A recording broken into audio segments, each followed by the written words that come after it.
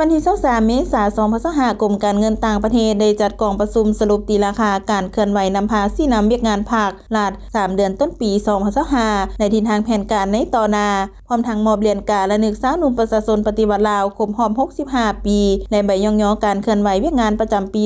2023โดยการเป็นประธานและมอบเหรียญกาที่ระลึกดังกล่าวของท่านสุริวัฒน์สุวรรณจุ่มคำคณะประจำภาคกระทรวงรองรัฐมนตรีกระทรวงการเงินและมีคณะกรมคณะแผนกและพนักงานวิชาการกรมการเงินต่างประเทศเข้าร่วมในของประชุมทานวงคำแหงวงทจักรหัวหน้ากรมการเงินต่างประเทศได้ผ่านทางบทสรุปตีราคาการเคลื่อนไหวนำพาซี่นำเวียกงานภาค3เดือนต้นปี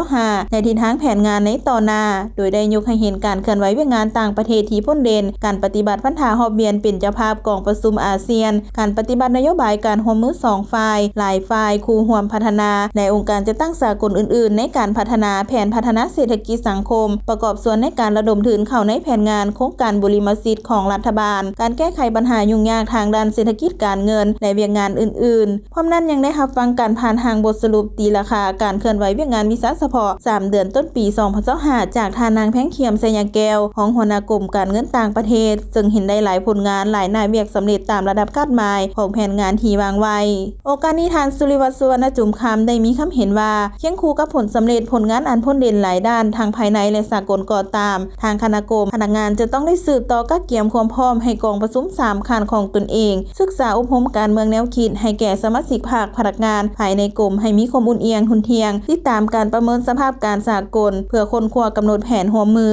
ดึงดูดแรงลงทุนช่วยเหลือจากสากลโดยอิงใส่สภาพผันแปรความเสี่ยงเศรษฐกิจของบรรดาประเทศในโลกก็คือสากลในแต่ละระยะอย่างภาวะวิสัยประเมินคืนแผนการร่วมมือระหว่างลาวเวียดนามเพื่อเสริมขยายด้านดีที่พ้นเด่นและสืบต่อสู่ยุคการแก้ไขจุดที่ยังขาดตกบกพร่องทางนี้ก็เพื่อเป็นการกำหนดข้อมูลพื้นฐานในการสืบต่อสร้างแผนร่วมมือลาวเวียดนามระยะยาวในปี2026หาปี